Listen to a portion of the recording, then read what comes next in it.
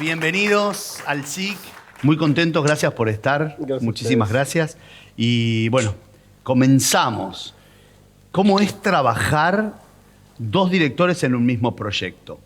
¿Cómo hicieron esa dirección compartida de la serie El amor después del amor? Bueno, Feli tiene algunas experiencias previas que, no sé, por ahí ya dirá. Para mí fue la primera vez de no sé, llamarlo codirigir, dirección compartida, porque la realidad es que, bueno, nos convocaron a los dos por separado. Yo sabía quién era Felipe, que entiendo que él también, pero creo que no nos habíamos visto siquiera. Entonces fue un día como así en un Zoom, una vez que ya estábamos los dos adentro del proyecto. Él me escribió en realidad por Instagram unos días antes, y chateamos un poquito, digamos, ya sabiendo. Pero después fue encontrarse así, hola, buenas tardes, vamos a hacer esto juntos, ¿viste? Por suerte, como que nos llevamos muy bien, tuvimos muy buen feeling de una y en general a lo largo de todo el proceso te diría que coincidimos en casi todo y también tuvimos como una buena disposición, creo, los dos para cuando no coincidíamos del todo o había opiniones diferentes o algo, bueno, escuchar al otro, ver, no sé, suponete que en un actor o había un casting y todavía no estábamos 100% de acuerdo, alguno planteaba dudas, bueno, decíamos, vamos a llamar un callback más, veámoslo de nuevo y lo veíamos, volvíamos a charlar y siempre esas dudas como que se evacuaron así y las decisiones se cayeron de maduro, o sea, nunca sucedió, creo, en todo el proceso que ninguno como que se encapriche en algo, que creo que también es un ejercicio que tenés que hacer por ahí a la hora de dirigir con otro. Que tenés que hacer, pero que también pudo no haber pasado, digamos, si, no sé, por ahí hay directores que se encaprichan más, digamos, o algo, o que no pueden, no sé si abrirse es la palabra, pero darse a trabajar un poco con otro. Entonces, bueno, sí, implica ese ejercicio de por momentos decir, bueno, a ver, y en general, la verdad, que para mí, en la experiencia fue sumamente como potenciador. Creo como que los dos tenemos una mirada, digamos, que en general va para el mismo lado, nos gustan cosas más o menos parecidas, o sea, tiene sentido la combinación, pero también tenemos por ahí algunas fortalezas, cada uno un poco distintas a las del otro, y también le dimos lugar a eso, digamos, como que donde los terrenos que, bueno, no sé, por poner un ejemplo más concreto, qué sé yo, Felipe sabe mucho por ahí de la parte técnica, fotográfica y qué sé yo, entonces en eso yo lo escuchaba más a él, en general trataba de seguirlo y obviamente siempre dando feedback y diciendo si algo no me parecía, pero como de no ponernos no sé, a competir en las zonas, ¿viste? Qué sé yo soy también montajista, quizás en el montaje intervine un poco más, Feli estuvo también en todo, digamos, pero como que yo adoptaba un poco más de presencia y él daba feedback, o sea, como que en todo estuvimos los dos, pero tratando de hacer esa gimnasia de darle un poco más el lugar al que más, que también naturalmente más tendía a meterse, porque es como que, bueno, no sé, por la naturaleza de cada uno. Claro, naturalmente podían coordinar cada espacio. ¿Vos, Feli, cómo fue la experiencia? A mí me había pasado que yo ya había codirigido en el mundo publicitario por varios años con un director que es, aparte, de hecho es el guionista de la serie, es el líder de los guionistas de la serie, que se llama Francisco Barone. Y hay algo que yo pienso de esto igual a nivel conceptual, ¿eh? Yo siento como que, bueno, hay muchos ejemplos en el mundo del cine directamente de duplas establecidas que filman películas y no una serie. No sé, los Wachowski o... Claro. Digo, hay un montón. Entonces, por un lado eso ya existe. En el caso de una serie que son 125 días de filmación, como esta, 22 semanas, son como 3 películas y media. Claro. Realmente, además de una elección y que lo que decía Gonza que estuvo muy bueno, y que es verdad, que nos pudimos ir apoyando mutuamente en cosas que cada uno se sentía más seguro que el otro, y aprendimos mutuamente mucho el uno del otro, y eso estuvo muy bueno, muy bueno. Nada, creo que también hay algo con el ego, que para mí el ego del director, ese tipo de director con el ego de mi mirada es la única que existe, digamos, no creo eso. No lo creo así, no lo veo así. Y me parece que Gonza, en ese sentido, juntos no lo vimos así. Y eso fue lo que funcionó muy bien. Funcionó bien, la gente lo vio, la serie es impecable y además no se nota que hay dos personas dirigiendo. Eso es interesante también, cómo lograron esa unión a la hora de ver un capítulo donde hay cosas que... Sí, eso no, de hecho como un poco nos pasó y también y ahora con la serie casi terminada también comentábamos que por momentos nos pasa casi de olvidarse si es, no sé, estar viendo esto lo hice yo, lo hizo Felipe y en ese sentido sí, la decisión de entrada fue trabajar en todo el diseño juntos, en la previa, todo lo que fueron las decisiones como macro de la serie, las tomamos así en conjunto de común acuerdo. Y después a la hora de filmar, digamos, dividimos, en principio eran semanas, 2 semanas cada uno arrancamos, después se fue intermechando más y terminamos haciendo jornadas, o sea, hasta en algunos casos como relevo dentro de la misma jornada, no sé, yo me tenía que ir al pediatra y venía Felipe, filmaba una escena, yo volvía, pero en algunos casos así excepcionales. Pero ya habíamos llegado como a un punto de mucha confianza, donde sabíamos que... O sea, además veníamos viendo, pues bueno, también cuando empezamos a filmar, si bien en toda esa previa nos conocimos mucho, bueno, a la hora de filmar era como, también empezabas a ver qué hace él, qué hago yo, y creo que cuando empezamos a ver también, no sé, los dailies de cada uno del otro, nos quedamos tranquilos. O sea, me acuerdo que ahí en esas primeras semanas hablamos y dijimos, estamos bien, porque, no sé, porque está bueno lo que vos filmás, está bueno lo que él me dijo, está bueno lo que vos filmás, esto va a estar bueno. Pero sí, no lo quisimos hacer ni por capítulos, primero porque también por temas de producción hubiera sido un quilombo, pero también porque era un poco, creo que por ese entendimiento y por cómo fue siendo todo, fue la manera natural de hacerlo. Y teníamos algo, tuvimos algo a favor, que esto que dice Gonza de los capítulos, que pudimos poner bloques temporales o de locaciones que tienen que ver con lo temporal, porque el tema de, digamos, por ejemplo, una película, una serie de época, cambiar a un personaje, a todos los personajes que aparecen en eso, tener 3 épocas por día, por ejemplo, descubrimos como unas máximas de cómo filmar como por época. Por ejemplo, una jornada con 3, 4 cambios de época es casi imposible de hacer.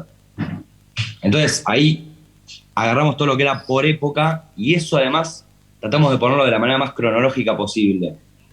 Entonces íbamos filmando bloques así, mientras uno preproducía lo que venía, otro estaba filmando, y eso hacía que fuera posible llegar a hacer semejante volumen de trabajo con una manera que Gonza y yo teníamos de verlo, de por dónde veníamos nosotros antes, nuestras experiencias previas, y por donde nosotros sentíamos que era como de alguna manera, como nuestra mirada, como nuestro diferencial, digamos, vamos por este lado. Digo, Gonza venía a hacer Villegas, que es una película como más independiente, su primera película, que a mí me encanta, después hizo Acusada, que es más mainstream, así que él venía con la presión de lo más mainstream, por ejemplo. Yo venía con la presión del mundo publicitario, donde hay una carga a nivel económico muy grande para que los proyectos estén buenos y filmo en diferentes lugares, y después venía de mi película que era independiente también. Entonces, como que de alguna manera dijimos, ¿y si llevamos un poquito al mundo indie, al mundo de Netflix, al mundo de las series? Tratamos de tener ese espíritu nosotros a la hora de cómo íbamos eligiendo las cosas, no tratar de irnos para un lado hollywoodense, digamos.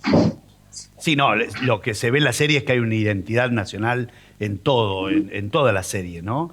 Y esto de ir alterando las distintas épocas, ¿no? Bueno, en un capítulo tenés distintas épocas, fueron rodando por época para hacerlo más cronológico posible. Sí. No, no solo por lo cronológico siempre es lo primero que muchas veces atenta para mí contra el resultado que esté bueno de una narración, para mí. Sí. Después a nivel económico, con plan de filmación hay que mezclar cosas, pero en este caso se nos dio a favor nuestro que teníamos bloques temporales de época grandes, entonces, y esos bloques sí pudimos acomodarlo lo más cronológico posible. Y descubrimos esto que te contaba además, ¿no? Que por plan de filmación, aunque quisiéramos en una misma jornada meter 3 épocas, por ejemplo, era una locura porque era cambio de pelo, Por un maquillaje, tema de que vestuario, cambiar una peluca tarda 1 hora y media. Claro, O sea, sí. entonces, básicamente, más si maquillaje, tenés que ir y volver, perdiste la Era una jornada. locura. más envejecimiento, más que después quedar mal y tardamos más, o sea. Bien. Felipe, vos estás ahora en Zoom porque estás en Madrid, estás trabajando allá. Contanos, ¿cómo Sí, fue yo irte? vivo acá. Vivo Vos acá, estás vivo en viendo Madrid. ahí. ¿Cómo fue irte de acá, de Argentina, cuando te fuiste? ¿Cómo...? Yo hace muchos años que trabajo en publicidad y empecé a filmar comerciales en diferentes países del mundo. Uno de los países donde en un momento filmé mucho fue España. Filmé muchos años y en un momento, ya esto te voy a contar algo familiar, decidí que quizás era más cómodo por los países a los que yo filmaba estar en España, que me es más cerca de un montón de países donde yo voy a filmar, por una cuestión familiar. Y nada, tiene algo interesante que es que la competencia acá europea es muy alta, de directores. Hay muchos directores y muy buenos, y te empujan a ser mejor, básicamente, a estar como muy afilado en lo que tiene que ver con el craft, con el hacer, Claro. con el cómo ver, cómo... Entonces, eso está muy bueno. Y tuve la suerte de filmar en muchos países diferentes, entonces ver cómo trabajan los equipos técnicos de diferentes países, que son equipos técnicos de cine, ¿no? Básicamente. Sí. Tuve la posibilidad esa, que es muy linda para aprender un montón de cosas que están bien y otras que están mal. Vos sos egresado del SIC en el 2000, ¿así es? Yo soy egresado del SIC en el 2000, que hace un rato me preguntaron y no me acordaba el año exacto. Soy del 2000. Sí, tengo unos recuerdos muy lindos ahí en el SIC. Y además les contaba a los chicos que el título del SIC me sirvió en situaciones diferentes.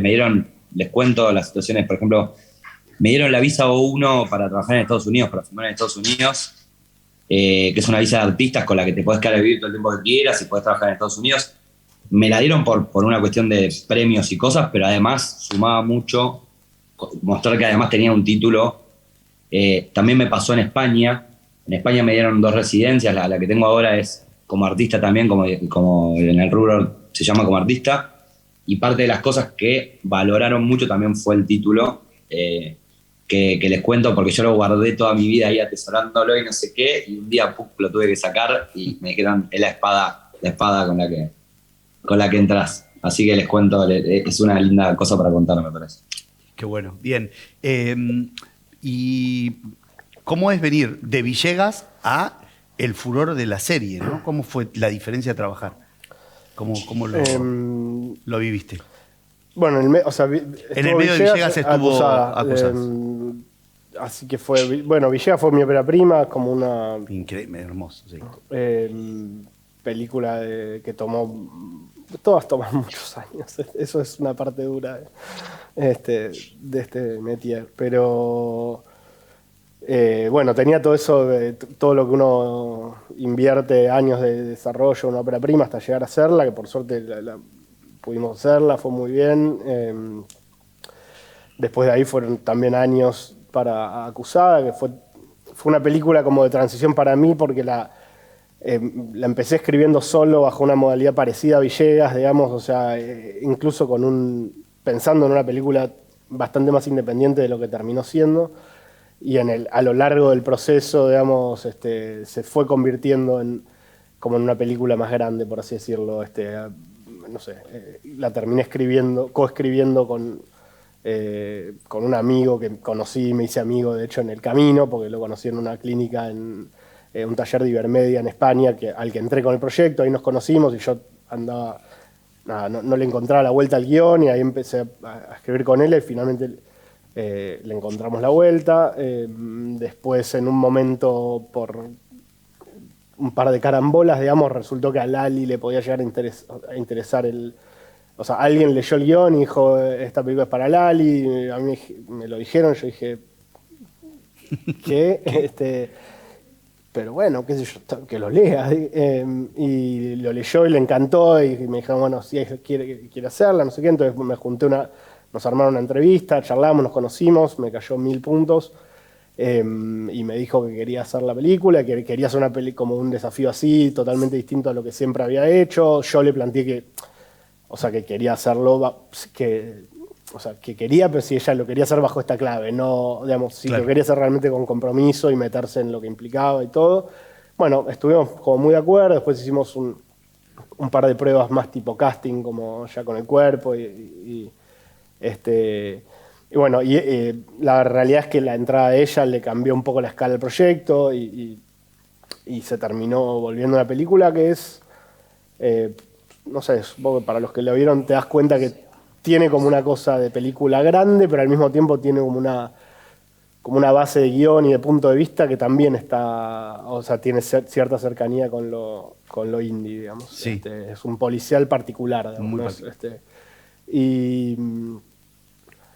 Y bueno, después de Acusada empecé a escribir, a desarrollar otro guión con el que estuve, y todavía está ahí, todavía estoy, digamos, pero bueno, estuve 2 años más o menos con esa escritura, que sin ir más lejos, Pancho Barone, que es quien mencionaba Felipe, que era el codirector con él y fue el guionista principal de la serie de Fito, en un momento participa, digamos, como en una especie de, no sé si tutoría, coescritura, digamos, conmigo en ese guión que yo sigo desarrollando para el futuro.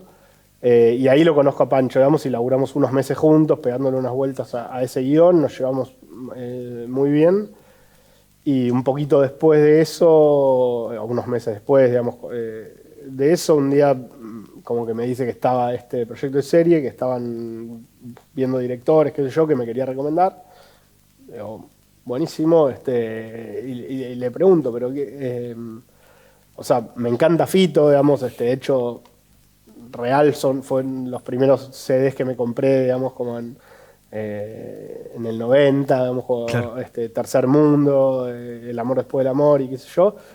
Pero le digo, pero para una serie, o sea, se banca, ¿qué hay para, viste, tenían la historia de lo de las tías, o sea, en algún lado sabía, pero no. Y me dice, no, está buenísima, me dice. Y bueno, en Pancho como que confío. Ya cuando dijo está buenísima, hay un montón, vas a ver. Le dije, bueno, bárbaro, y ahí se produjo esa reunión con Juan Pablo Colosier, que es el showrunner y productor ejecutivo de la serie. Que fue como un poco esta charla, digamos, de lo que decía recién, del entusiasmo por Fito y todo eso, pero bueno, le dije, o sea, lo primero para mí es leer los guiones, o por lo menos un par de guiones para ver de qué se trata, cómo de qué la va, cómo es el tono, etcétera, para ver si, no sé, si me copa, si puedo aportar, etcétera. Y también ahí en esa charla como que coincidimos, me acuerdo que hablamos bastante con Juan Pablo como de la idea de hacer una serie que visualmente sea de primer nivel. Cuando digo primer nivel, digo que no, como que no te da nada que envidiarle a esas series que más nos gustaba cuando, no sé, o nosotros vemos, ya sea Netflix o cualquiera de estas plataformas. Claro. ¿Viste? Es un poco un cliché, pero como que hay algo que muchas veces sentimos que nos falta un poco, ¿viste? Como que, y la pregunta es ¿por dónde? ¿Por qué? Como, ¿por qué esas? ¿Qué tienen esas? Y hablamos puntualmente, yo le dije y él coincidió del tema casting, que como que hay algo de los casting que cuando vos ves, qué sé yo, nuevo, estas series, sí, sabemos todos más o menos a cuáles, o sea, a las que cada uno le guste, pero cuando te sentás y ves, es como que no conoces mayormente las caras, digamos, pero todos actúan bárbaro y es verdadero. Digamos, como que hay una impresión de que son personas de verdad, digamos, no tipo actores que ya vi en otras cuatro o cinco series o películas dobladas. Claro. O sea, no porque nada de eso esté mal, digamos. No, pero había una línea que era que el pero personaje como, no sea... como esa sensación nos parecía que era algo que era algo diferente que nos propusimos como lograr. Eso y que estuviera fotografiada de la concha de la lora, perdón el vocabulario, a veces soy medio mal hablado. No, pero se entendió.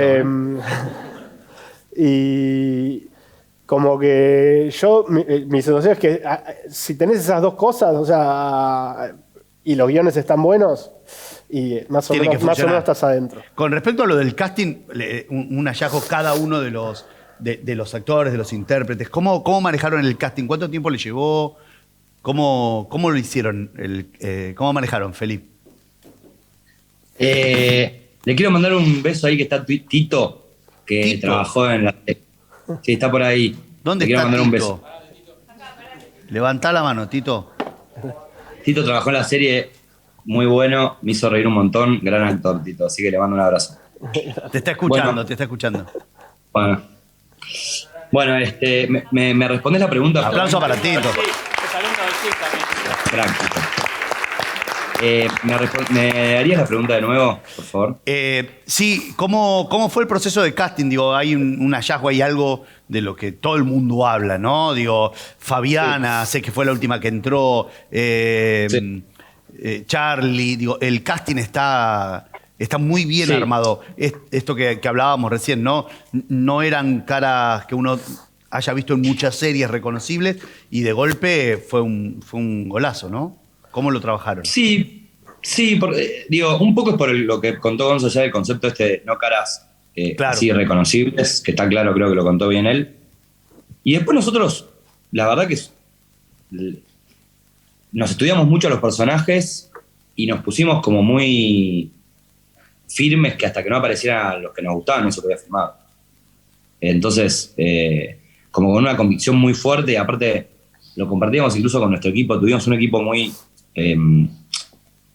cercano a nosotros. Digo, esto lo veíamos Gonzo y yo, lo veíamos con la directora de arte, lo veíamos con el equipo de vestuario, por eso se lo mandaba al maquillador, que es un crack y trabaja conmigo hace muchos años, que es Jorge Mulet, y que hizo 1000 películas, es un tipo que tiene una edad más grande que la mía, entonces me puede dar también un punto de vista. Digo, todo eso, hubo algo muy lindo en eso.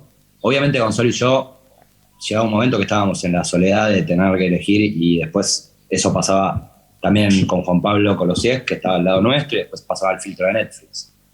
Pero básicamente la dificultad era que nosotros no estábamos dispuestos a salir a filmar con gente que no fuera la correcta, y además de que fueran músicos reales, el 90% con los que pudiéramos filmar las escenas musicales de verdad. ¿Cuánto tiempo llevó el casting, el proceso de casting? ¿Cómo? ¿Cuánto tiempo llevó el proceso de casting? Hubo como 10 meses, nosotros habíamos entrado en el mes 7, y de lo que encontramos muchas cosas muchos castings no nos terminan de funcionar por esto que contaba Gonza a nivel qué tipo de personas, digamos, el nivel de famoso, ¿no? de las personas.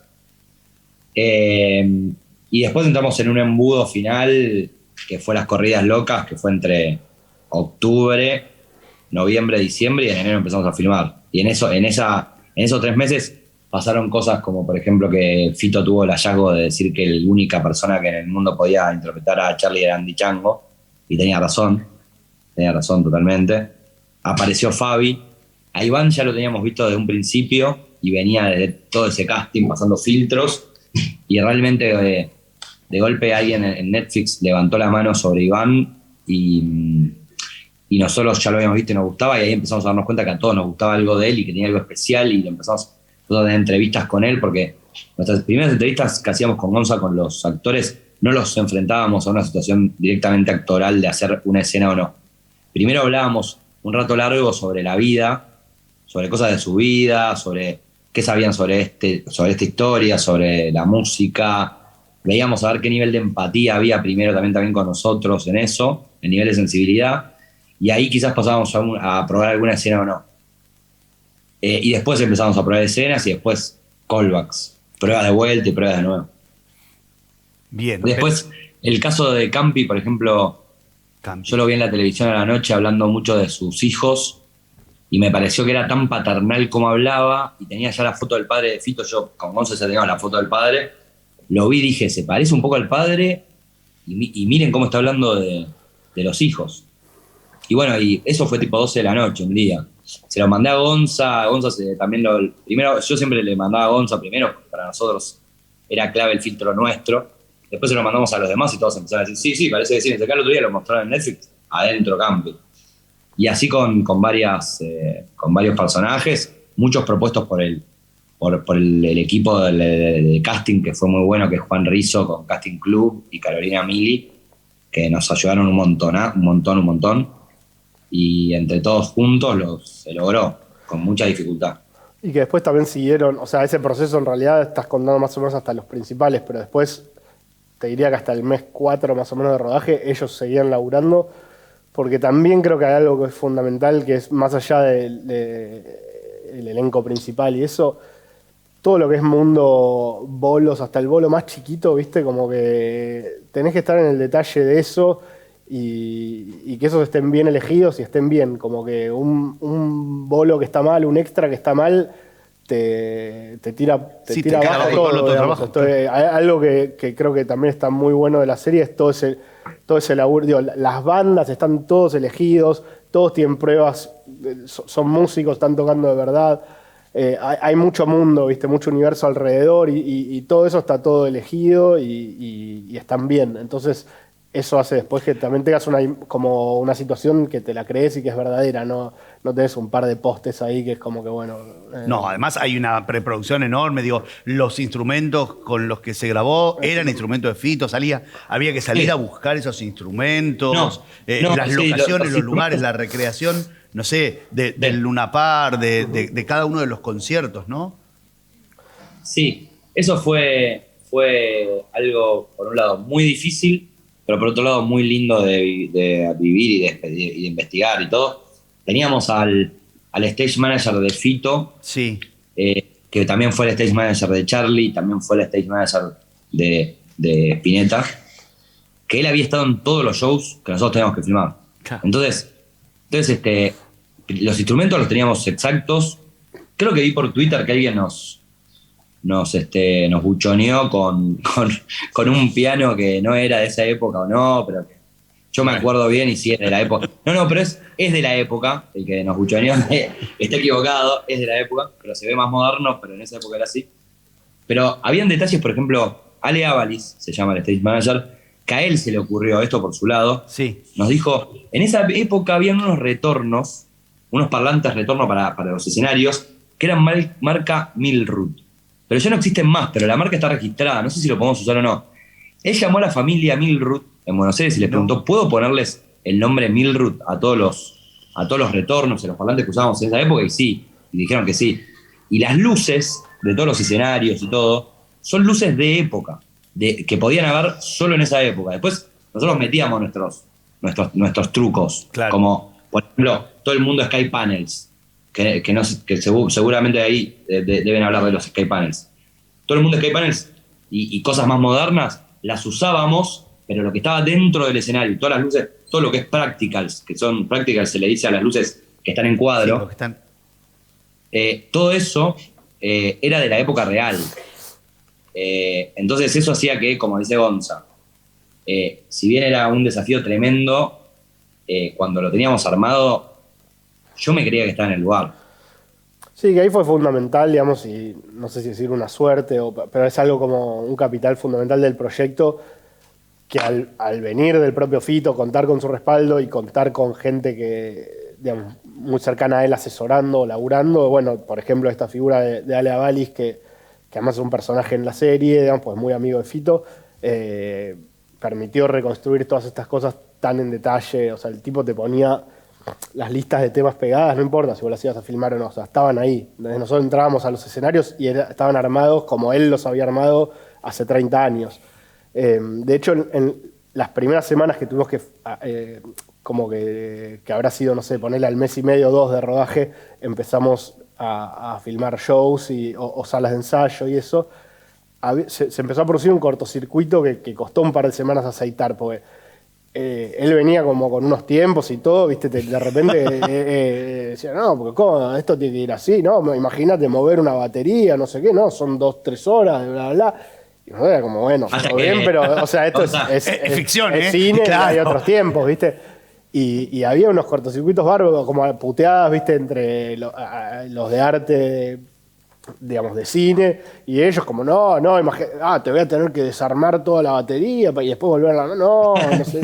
Como se enfrentaban dos mundos que después se reaceitó y como que cada uno entendió un poco lo que necesitaba el otro para laburar, pero hubo muchos desafíos de ese tipo, como de cosas que yo creo que no se habían producido acá al menos, digamos. Y otra cosa que fue un desafío así grande, que también fue una decisión nuestra que tuvimos que sostener bastante a capa y espada, digamos, fue esta idea de registrar todo lo posible en vivo, digamos, que en la previa nosotros como que planteamos eso, que todo lo que eran shows, ensayos, etcétera, queríamos que se toque y filmarlo, digamos, o sea, queríamos evitar el playback en todo lo posible.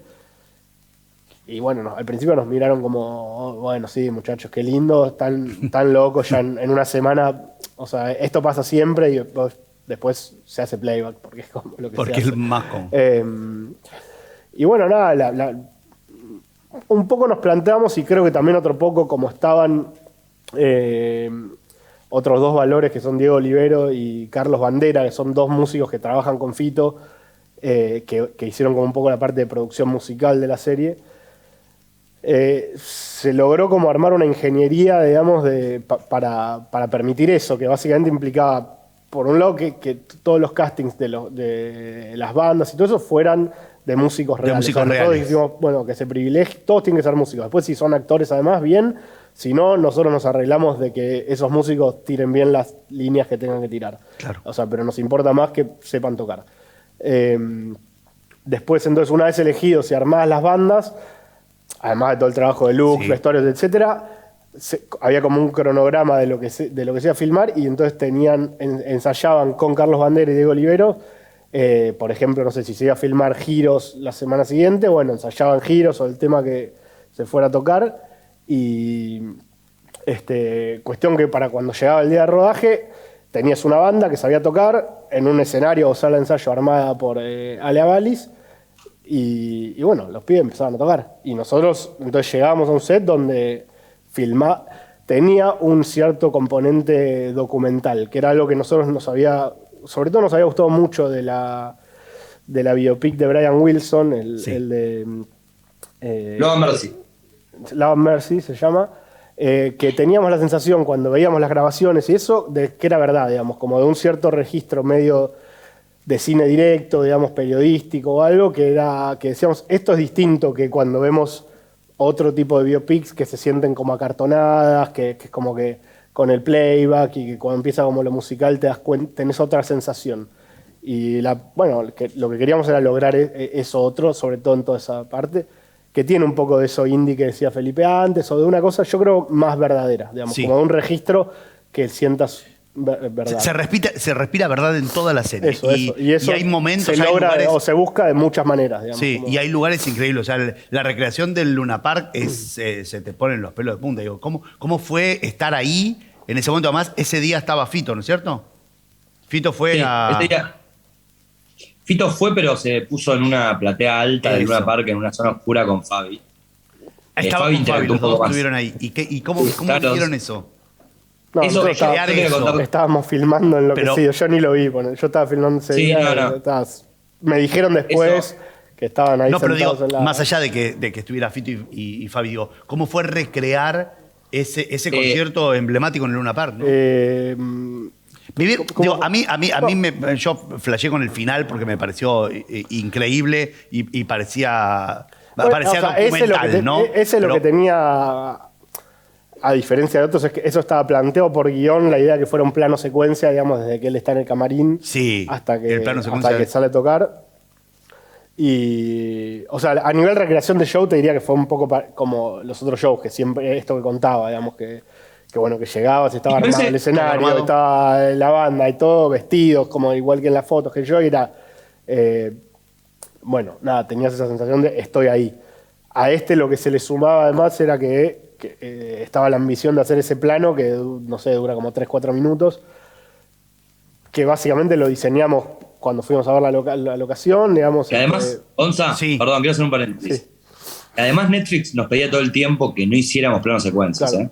Todo, Ah. Netflix nos pedía, por favor, no hagan planos secuencias. Entonces, Hagan y nosotros primeros estábamos, planos y no- Y termina la serie con un plano secuencia.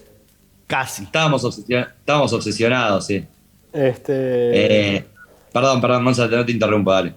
No, y ese estaba marcado por guión y básicamente fue diseñarlo, digamos, ahí en el lugar, digamos, como ahí sí creo que estábamos los tres. Estaba Felipe, yo y Diego, que fue el fotógrafo. Sí. En general cuando hacíamos los scouting técnicos,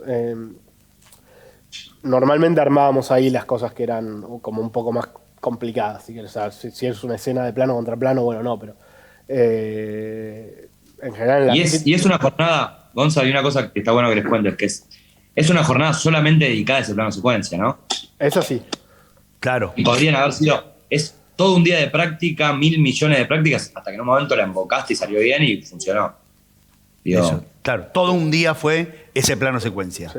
yo, por ejemplo, en mi película trabajé con Matías Mesa, que es el Steadicam de Elephant, Sí. de Elephant y de varias películas más no me sale el nombre ahora del director. ¿Quién es el director de Elephant? Gonza, Gus Van no me Sant. sale el nombre. Gus Van Sant. Bueno, ¿se acuerdan esos planos largos de Elephant que van por los pasillos del colegio? Bueno, yo tenía un plano también, secuencia de como 8 minutos, y lo llamé a él, vino, y lo quería hacer en hora mágica yo, lo quería hacer a las 6:30.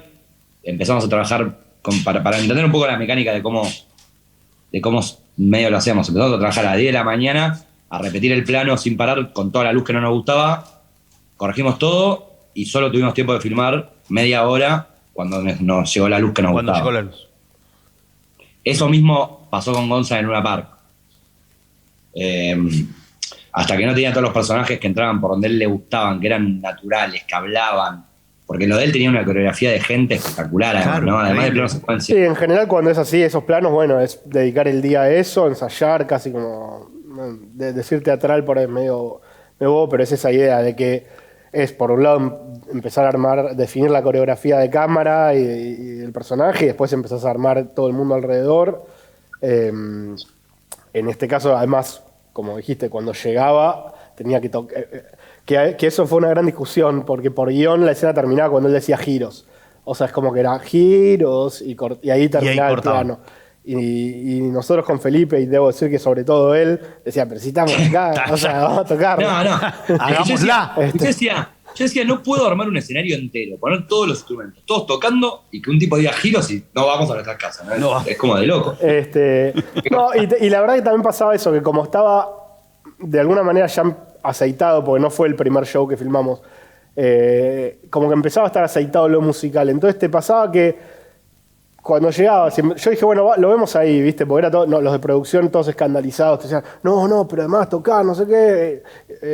Bueno, no sé, vemos, ¿viste? Como que lo importante es lo otro y ahí vemos, lo seguimos hasta donde Hasta dé donde y dé. todo. Pero claro, después los músicos se sabían el tema. Iban también. Que yo era, bueno, sigamos jugando. Realmente era esa sensación de que una vez que ya las cosas empezaban a darse, estaba jugando, entonces estábamos con el steady y todo, y sí, se planteaban quilombos, ponerle como que ahí, cuando llegamos empezamos con Diego el DF a armar vueltas, viste, yo le iba marcando por Sí. algo él.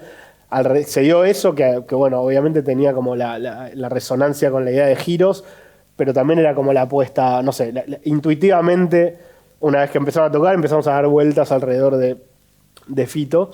Y sí, planteaba quilombos por las luces, se le armaban sombras, etcétera. No. Steady. Y la postproducción. Y la postproducción, que siempre, Claro. siempre tenías como un fantasma diciendo, no, la postproducción, no, y después sí, bueno, Bueno. en montaje vemos, o sea, después de última se saca, o sea, se ve, pero... Pero no ya es está que- armado, está todo, se sabe la canción. Por ejemplo, Está- todo el tiempo a nosotros nos decían, cuando se asustaban, no sé, por ejemplo, en la recreación del chico de la tapa, que también es Sí. así, que que la hice como también empezando a darle vueltas y vueltas a cosas, ¿viste? Vinieron todos espantados. No, pero esto no se va a poder hacer, imagínate la postproducción. Yo después, o sea, no sé, después vemos, después se corta y finalmente dejamos 2 segundos en los que se ve el público. Bueno, nada, esas son las tensiones que tenés en rodaje o eso con producción, pero... ¿Hay algo de intuición en ese momento que dejaron para mí se dio muchísimo eso, ¿no? En esta serie, que era los scouting dignos eran momentos muy ricos creativamente de definir más o menos cómo iban a ser las cosas, y después el mismo día de rodaje, también por suerte con Diego del DF nos llevamos 1000 puntos, es un divino, que los dos tuvimos muy buena, no sé, fue muy lindo trabajar con él, y entonces se daba eso de que podíamos estar como creativos ese día y cambiar las cosas. Había espalda, había respaldo, estaban seguros. Cosas, estaban seguros. O sea, con la tarea hecha, sí, hecha, obviamente hay veces que pero tenés, con la hay veces que tenés que correr y hay escenas que las tenés que sacar, como sea, y que son, no sé, bueno, vamos un plano contra plano, resolvamos, y hay días que tenés que hacer 6, 7 escenas y es así. Pero después tenés ciertas cosas como, qué sé yo, como esta, donde bueno, lo vas armando y vas creando sobre la marcha y nada, está bueno. Y la intuición ahí en el momento, lo que te pasa, lo que te vibra, ¿no? Sí. Bien, sí, que decías, Feliz. No, que igual hay algo que sí aprendimos mucho, que es muy difícil de hacer, pero que está bueno aprenderlo, que es el mundo del crowd, ¿no? Del poder de postproducción. Claro. Todo lo que es crowd, todo lo que es público, te puede quedar muy, muy mal. Muy, muy mal. Y bueno, nos aprendimos un par de cosas. Por ejemplo, toda la gente que está en el público está filmada bailando todas las canciones que están en la serie con diferente ropa de diferente época, contra croma. Las primeras líneas de los estadios hay unas 300 personas y en los fondos está mezclado esa gente más un sistema que es extras 3D y que se empiezan a repetir y empiezan a generar el mismo movimiento que generan los otros. Por ejemplo, en el Vélez, en El amor después del amor, cuando toca el amor después del amor, cuando empiezan a hacer esto, cuando la canción explota, ahí hay un montón de extras 3D mezclados con gente real y todo ese trabajo es un trabajo que es difícil de preparación, difícil de saber también cómo se ilumina como para que funcione mejor. Y bueno, aprendimos algunas cosas. Por ejemplo, en el Luna Park los extras estaban a una altura alta cerca del escenario, iluminados. Y todo lo que se puso después hizo que genere un volumen mucho más creíble que poner en otros shows que también hicimos, que igual en general estamos súper contentos. El trabajo lo hizo Boat, son una bomba increíble como trabajaron. Pero bueno, con Gonza también aprendimos sobre eso bastante, cosas que ahora nos las quedamos como un aprendizaje que para lo que sea, ¿viste? Que claro. Está muy bueno eso, aprender algo así, porque nosotros, la verdad que yo siempre con la postproducción lo que hice fue, yo hago lo que quiera y que se arreglen. Y me di cuenta que es un poco el mejor camino. Es un poco el mejor camino porque si no te limitan mucho y te dicen, no, tenés que dejar la cámara fija, tenés que hacer esto, y queda todo duro, como decía Gonza, perdés la naturalidad. Seguro. Entonces, nada, el desafío está en hacer lo que uno realmente siente y que se adapten también un equipo de postproducción increíble y que pueda hacer eso, ¿no? Sí, y armar un equipo, ¿no? Fundamental armar equipo donde uno sabe que hay un respaldo, que hay espalda, ¿no? Uh-huh. Sí, también había algo muy lindo que pasaba con la gente de postproducción, que es que se entusiasmaban con esos desafíos que de golpe aparecían. Ajá. Entonces, ese entusiasmo por el desafío generaba armando el equipo. Claro. Que está muy bueno. Bien. Abrimos a las preguntas, ¿les parece? Dale, ¿Sí? Buenísimo. Sí. Si alguien quiere hacer alguna pregunta, ahí. No. Sí. Mi nombre es Gerald, estudio en SIC, obvio. Nada, primeramente quería decirles que me gustó mucho la serie. Creo que pueden notar por mi acento que no soy de acá. Y que a pesar que eso no fue una época en la que viví y que no tengo conocimiento, todo lo que estoy escuchando esa cuestión que quisieran que fuera medio documental, la sentí. Y puedo hablar por muchos acá que nosotros, siendo estudiantes de cine, es más fácil verle las costuras a las cosas, decir, esto no es tan real, esto se siente medio falso y todo lo demás. Y personalmente siento que fue algo que no me pasó con la serie, tanto desde el guión, como los actores, como las decisiones de fotografía, arte, todo eso. Fue algo que de verdad me gustó y que me sentí transportada en la época y que no estaba pensando mucho en decir si esto es real o es mentira. Lo sentí bastante verdadero y bueno, tengo bastante tiempo viviendo acá, entonces sé el furor y la cuestión del rock, la representación del rock acá. Dicho esto, nada, que me gustó. Como somos estudiantes de cine, quería preguntarles a ustedes en su proceso de carrera profesional, ¿qué son cosas que han aprendido durante todo este tiempo? A mí se me repite en el final de la pregunta, porque me perdí ahí. Gracias por todo lo de... De nada. Muchas gracias por toda la parte linda y al final de la pregunta... Que en su carrera profesional, todos estos años, ¿qué son cosas que han aprendido a lo largo de la carrera? ¿Qué son cosas que toman y dicen, bueno, esto me sirvió y me continúa sirviendo? Yo sé que a pesar de, dependiendo de cada trabajo que hagan, son retos diferentes, pero hay cosas que siempre van a funcionar para ustedes.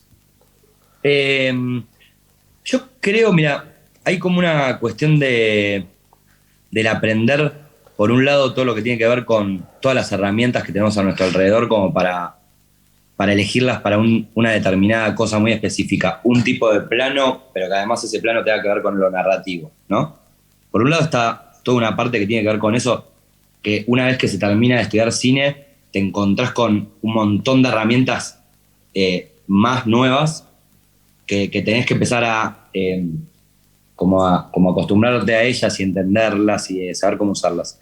Pero yo siento que en realidad, como una vez que se logra como un cierto virtuosismo con esas herramientas, como si un guitarrista ya puede hacer cualquier cosa, saca un solo de cualquier cosa, hay una etapa que creo que donde nace algo especial en un director, es cuando dice, bueno, esto ya lo tengo adquirido y ahora me largo en lo espiritual, en lo que siento, por lo que quiero contar.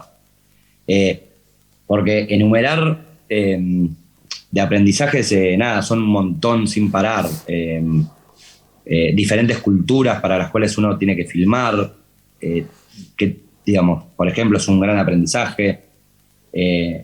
Esto que les contaba yo de filmar en diferentes países, que al principio a mí, por ejemplo, me pasaba que quería que se adapten esos equipos técnicos de otro país a mí, hasta que me di cuenta que yo me tenía que adaptar a ellos para que la cosa fluya. Y después miles de cosas técnicas que realmente son como un poco complicadas como para enumerarlas todas, ¿no? Digamos, hasta la elección de qué lentes funcionan mejor para qué determinada historia y el por qué, principalmente narrativamente, pero también qué tipo de look querés darle a una historia. Como contaba Gonza, hay algo muy increíble que se va aprendiendo con el tiempo, que es el montaje, que es como una segunda casi reescritura del guión. Es algo que se va aprendiendo y aprendiendo y aprendiendo. Y el tema de la dirección de actores, que también es algo que en un principio uno cree que le está dando indicaciones al actor, pero llega un momento que eso se empieza como a asimilar a tu naturalidad en eso y la dirección de actores empieza a ser más como escuchar a un actor y casi que es como un instrumento y el ida y vuelta con el actor y el tono de voz y un montón de detalles que se empiezan a adquirir naturalmente, que supongo que a Gonza también le fue pasando lo mismo, que esos fueron los aprendizajes que me fueron quedando, pero creo que aprendí más de todas las cosas que me salieron mal y que me di cuenta que no las tenía que hacer más de esa manera. Haciendo, ¿no? Poniendo esas herramientas en el hacer. Digo, ahí es donde vos te das cuenta, si tengo todas estas herramientas, bueno, ¿cómo las uso? Ahí, en la acción, ¿no? Grabando. No, y algo, un gran aprendizaje, que esto está bueno, que me hubiese gustado que me lo digan, que es que está bueno salir a filmar sin parar, sin miedo a exponerse de nada, claro, a la crítica de nadie, de nada, y con el formato que uno pueda. Porque ahí te encontrás con la verdad y aprendés un montón de cosas que a mí igual, obviamente me sirvió mucho estudiar cine porque me dio todo un marco de, che, esto que es, digo, no, es imposible, sino, por mi experiencia, me encantó. Pero no hay que tener miedo a la exposición. Creo que eso es una de las cosas que fui aprendiendo con el tiempo, que en algunos momentos de mi carrera me daba miedo mostrar lo que hacía o me daba miedo encarar un proyecto porque no estaba seguro. Cuando tenés la intuición, aunque sea un poco al 50%, hay que darle para adelante. Bien. Bueno, primero, gracias por todo lo que han compartido con nosotros. Quería preguntarles cómo fue para ustedes como directores enfrentar un proyecto biográfico sobre alguien que está tan presente y tan vivo que tocó hace 2 meses acá en la misma ciudad. Y, a ver, lo que diría de eso es, para nosotros, creo, de entrada era uno de los desafíos que sabíamos que iba a tener la serie era la presencia de Fito. No participamos de la génesis del proyecto, eso también hay que decirlo, no es que decidimos nosotros hacer esto, ¿no? Entramos cuando el proyecto ya tenía su tiempo de desarrollo y estaba como... ya tenía el ok para empezar a producirse. Pero sí, en ese sentido, sabíamos, digamos, como... Nada, que iba a ser una presencia, digamos, que nos iba a condicionar por momentos, o que nos iba a meter presión, que también...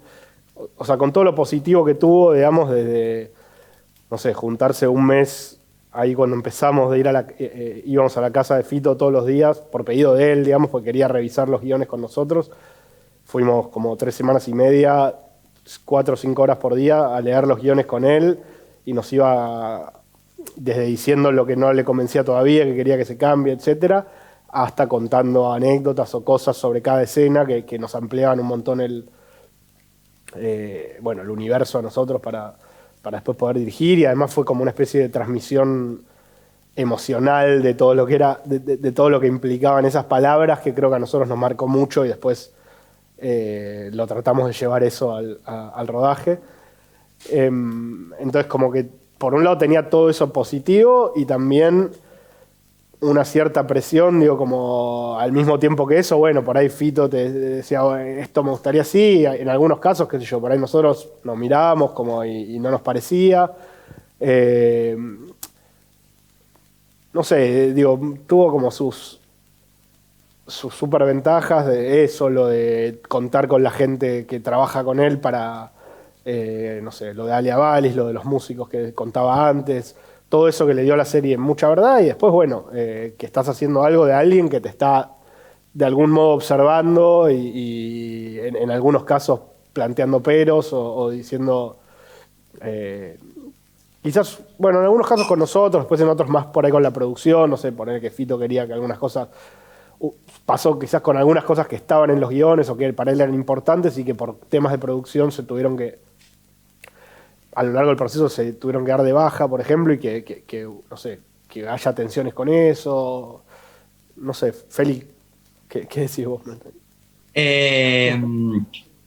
Sí, no, lo que fue muy lindo fue el proceso con Fito mano a mano. Fue muy lindo. Teníamos, obviamente, Gonza y yo, mucho miedo de quedar mal con todos los artistas que están implicados en la serie, ¿no? Que después se nos abrió como la puerta, nos abrieron una puerta muy linda ellos a nosotros porque nos dieron como el ok, como che, está bien lo que hicieron. No solo, digamos, durante el proceso tuvieron gestos muy lindos todos, los que están implicados en la serie, digo, desde Charlie, Fito, Fabi. Y después cuando estrenamos la serie se vino la devolución de ellos, que para nosotros era el mayor cagazo del mundo. De hecho, Andy Chango me había dicho de que nos fuéramos a vivir a otro país, que no fuera un país latinoamericano o de habla hispana, porque nos iban a descubrir. Digamos, pero ese desafío, ese miedo también te da como mucho foco, ¿no? Como mucho foco de estar muy preocupado por estar todo el tiempo en un montón de detalles, como decía Gonzalo. Y lo de Fito fue increíble, se nos abrió de una manera espectacular y y nos mandó unos mensajes muy lindos después además sobre lo que opinaba de la serie, que no tenía por qué hacerlo, la verdad, y medio que se desarrolló una cosa entre el stage manager, Fito, Andy Chango, que fue parte de la vida de Fito de siempre, y Fabi como de amistad. Yo la veo, ahora está tocando acá Fabi en una gira y nos vemos y es como la conozco como si fuera que la conozco de toda mi vida, y en realidad es porque me investigué tanto y ella siente algo raro conmigo también, entonces cuando nos vimos fue como un abrazo de emoción y es como muy lindo eso, que si nos hubiese salido mal me la encuentro y me pongo una piña directamente. Qué bueno. Porque entonces nada, todo eso fue difícil pero muy lindo de vivir. Bien. Muchas gracias, la verdad, por venir y por compartir todo lo que dijeron.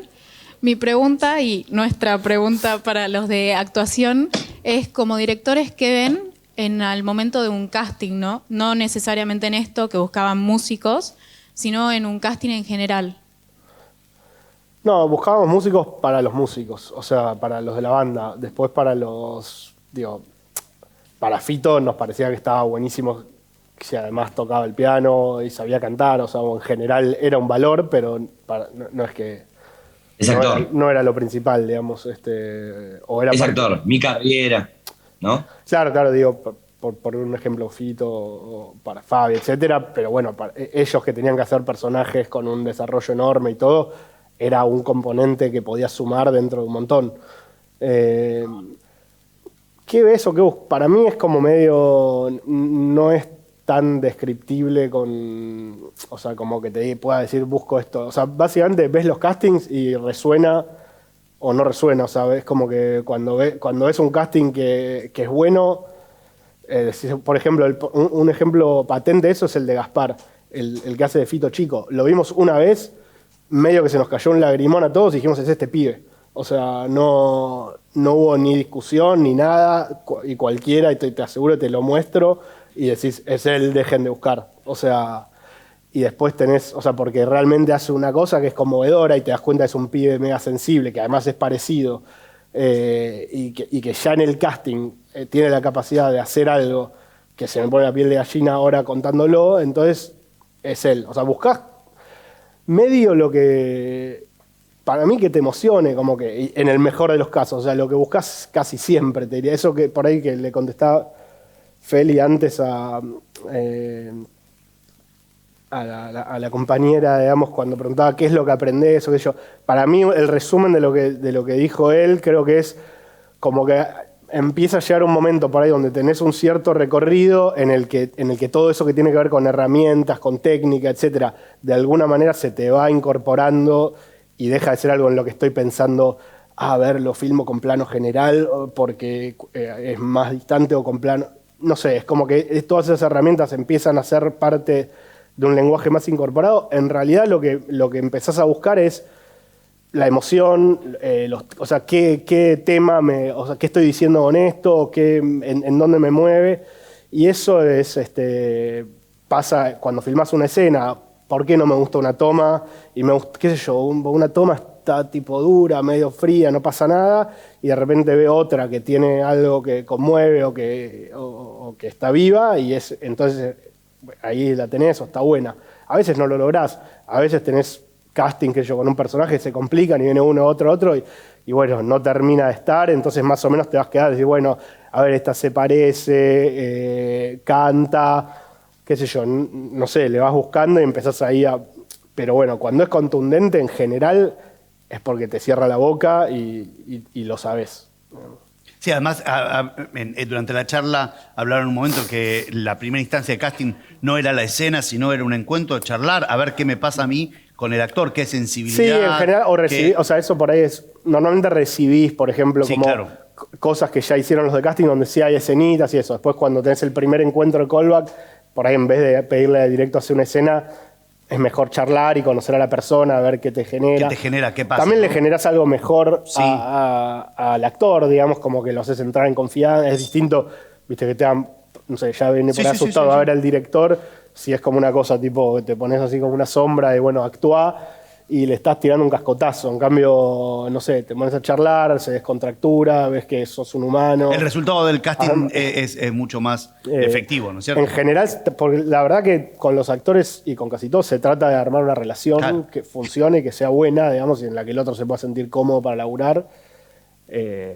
A veces son estrategias, a veces de repente llega un momento en el que te das cuenta que al revés, que demasiada confianza y que tenés que ponerte un poco, no sé, como más bravo, o, ¿viste? Pero eso no es que hay una receta para eso, no sé, o sea... Volvemos a hablar de la intuición. Nos pasó por ejemplo, en un momento nos pasó con Iván, que al principio, o sea, como que las primeras semanas, Iván, Hodgman, ¿no? Sí.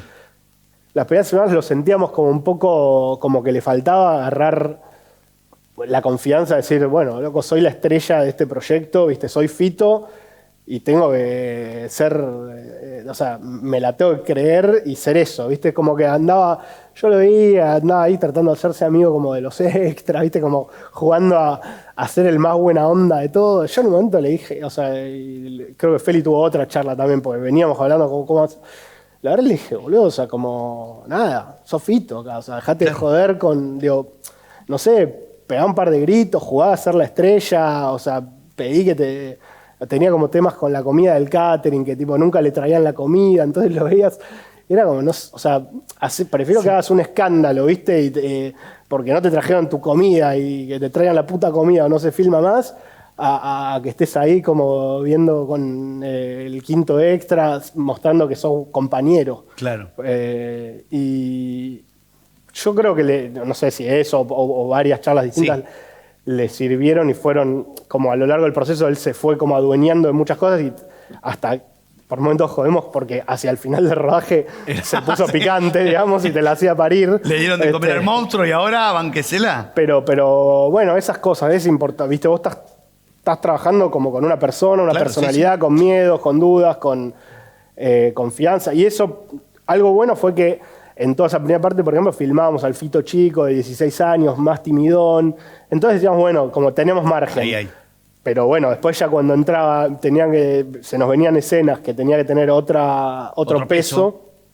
Y era importante eso, Claro. y por suerte lo pudo Lo logró. hacer. Sí, muy bien. De hecho tanto lo fogoneamos con Gonzalo, tanto, lo fuimos poniendo en un lugar que era Fito de verdad y que era Fito y que tenía que hacer todo como Fito.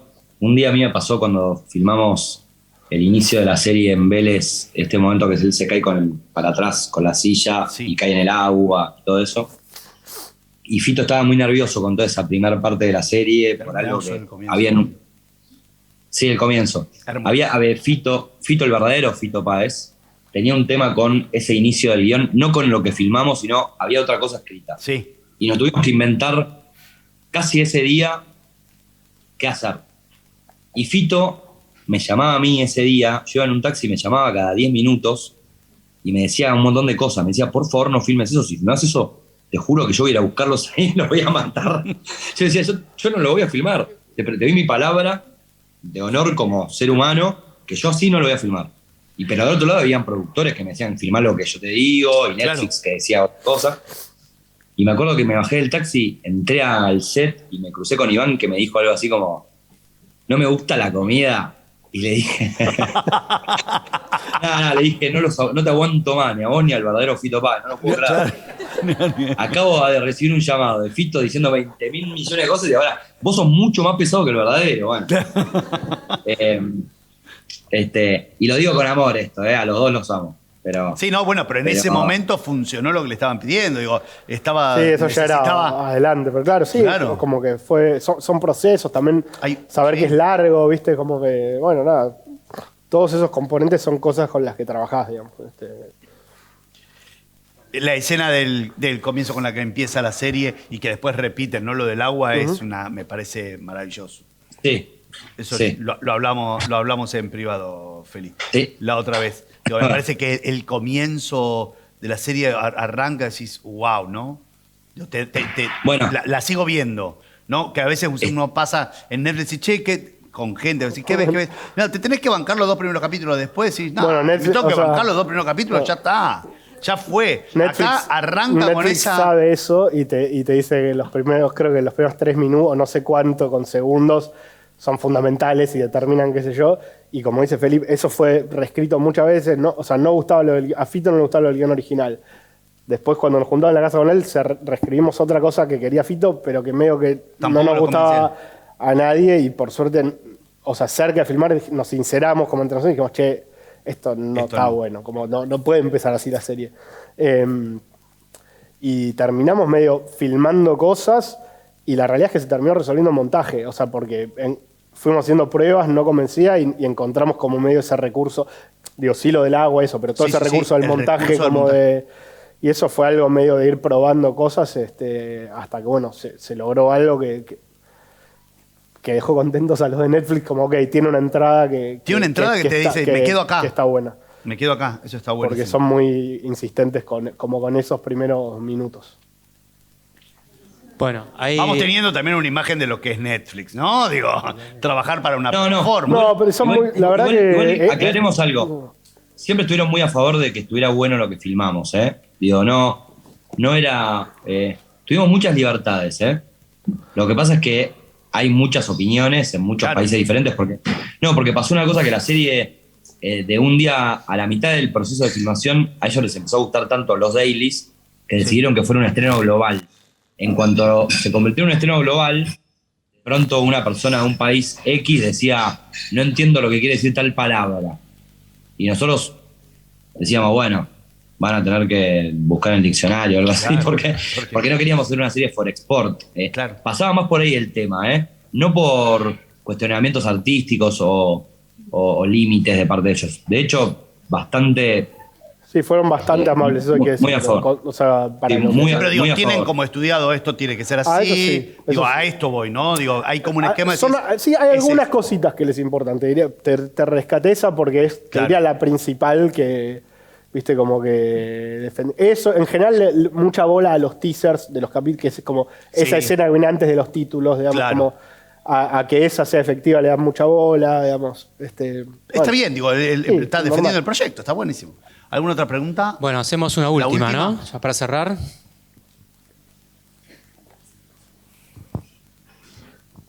Hola, ¿qué tal? Mi pregunta va hablando de este control minucioso que decían, de que querían que, no sé, las luces fueran de época, que hubiera gente tocando instrumentos de época y así, hasta con los extras. Entonces, ¿ustedes creen que ese control minucioso, que esos detalles también sirvieron para condicionar a los actores de adentrarse en el ambiente, en lo que estaban interpretando? Muchas gracias. Sí, totalmente. Sí, eso desde ya. Yo sí o sea, en relación a lo del control, te respondo con... No sé si... es una palabra como... Para mí como director que está bueno relativizarla, porque... Sí es una preocupación minuciosa de que, por ejemplo, de que todos los elementos que van a estar sean... pero no es controlar, onda...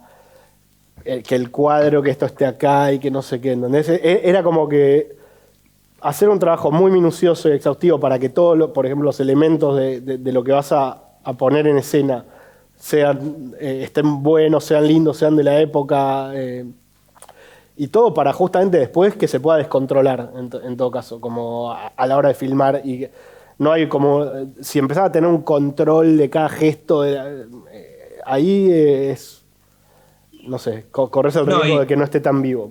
Y nosotros también tomamos una decisión con respecto a eso que dice Gonza, que es que si bien la época está todo el tiempo presente, nosotros no la mandamos al frente la época. Claro. Si ustedes ven, por ejemplo, El Ángel, que es una película que me gusta, y no voy a hacer una crítica con esto que voy a decir, la época está al frente, se ve, todos los fondos se ven, se ve toda la utilería, todo puesto, toda la paleta de colores de los 70s. Nosotros fuimos por un camino que era... en los 70 ibas caminando y también veías otras cosas, ¿no? Digamos, o en los 60, como decir, como filmar, ¿qué pasaría si viajo en el tiempo y tengo que filmar los 70? Voy a poner un lente que por ahí desenfoca todo el fondo y no voy a ver todo. Y no por eso vamos a cambiar la manera de cómo queremos filmar y cerrar el diafragma para tener mucho foco en todos lados y que se vea toda la utilería que pusimos, ¿no? Pero por otro lado, lo que preguntaba ella, yo creo que, más allá del control, que lo que dice Gonzalo, estoy de acuerdo. Pero sí, todo eso claramente ayuda a que meterlos. así como nosotros nos metíamos en los recitales y los actores desde ya que sí. Sí, exactamente. Sí, ayuda mucho, sí, totalmente. Porque se lo creen ellos mismos donde están. También. O sea, porque, qué sé yo, un vestuario, ponele, le cambia la vida a un actor. O sea, un vestuario bien hecho, bien puesto, lo hace sentir el personaje o no. No sé, por decir un ejemplo. Sí, por ejemplo, Julián Cartoon me pidió, cuando toca Asilo en tu corazón, que es el capítulo 6, si no me equivoco, Gonza, que toca Asilo en tu corazón, o en mi corazón, soy un blasfemo que no me acuerdo el nombre de la canción, le habíamos puesto una boina que la tenía exactamente Spinetta ese día en ese show de La La La, pero Juli me dice, es una de las pocas veces que se me va a ver en un escenario como Spinetta, tienen que estar los rulos de Spinetta. Y ahí yo dije, sí, tenés razón, le sacamos el gorro, las chicas de vestuario me insultaron un poco porque lo habían mandado a hacer a no sé dónde, y habían tardado como un mes para hacer el gorro famoso de Spinetta, pero quedó mucho mejor sin el gorro, aunque se perdiera credibilidad, y eso hizo además que él se sienta más cómodo como actor. Entonces, no sé si responde un poquito, y el entorno que además era muy real. Bien. Bueno, la verdad es que nos quedamos con un montón de cosas, ¿no? Esto de la intuición, esto de la charla con los actores, esto del laburo, ¿no? Todo el laburo puesto en pequeños detalles, y esos detalles suman. La relación con Netflix, me quedo con esto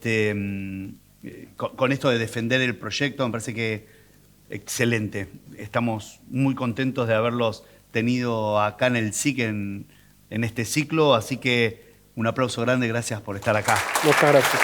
Gracias. Muchas gracias, chicos. Gracias. Muchísimas gracias por estar acá, gracias a la gente del SIC por permitir este ciclo, a los alumnos por apoyar, por estar. Tenemos una platea enorme, espero que sirva, que se vayan con ideas nuevas, que les aporte un montón, porque la idea de este ciclo es esa, ¿sí? Poder entrevistar gente, que le podamos preguntar, poder acercarnos, y como dijo recién Felipe, no estamos tan lejos, ¿no? Digo, él salió de acá, se encontró con el título, empezó a trabajar. Digo, esto de golpe, una serie que fue número 1 en toda de habla hispana, ¿no es? ¿Cómo fue? Sí, de habla no inglesa. De habla no inglesa, ¿no? Durante no sé cuántas semanas. Y uno por ahí no está ambientado, decís, y yo voy, sí. Salen de esta puerta, salen de otras puertas y llegan a esos lugares. Solo hay que laburar, ponerle pasión, garra, ganas, y bueno, eso es lo que queremos transmitirle. Estuvieron acá, gracias a la gente del SIC, a los técnicos por toda la movida que es impresionante.